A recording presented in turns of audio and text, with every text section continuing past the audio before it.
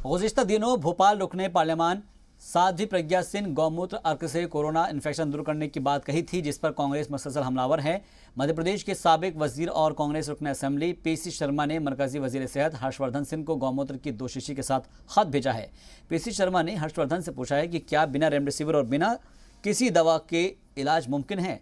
साध्वी प्रज्ञा जो कह रही हैं क्या वो सही है। पीसी शर्मा ने मांग की है कि सरकार गौमूत्र पर रिसर्च करके लोगों को बताएं कि क्या गौमूत्र से कोरोना का इलाज हो सकता है। पीसी शर्मा ने कहा है कि उषा ठाकुर और साध्वी के बयान सरकार की नाकामी का नतीजा है। सवाल ये उठ रहा है कि इस समय गांवों के अंदर संक्रमण फैला हुआ है और वहाँ और कोई सुविधाएं अभी तक पहुंच नहीं पा रही, उस शहर में आ रहे हैं। एक धार्मिक आस्था है गौमूत्र के बारे में हिंदुस्तान के लोगों की।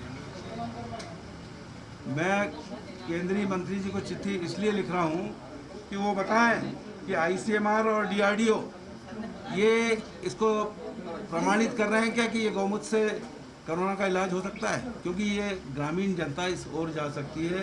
साध्वी जी के इस स्टेटमेंट के बाद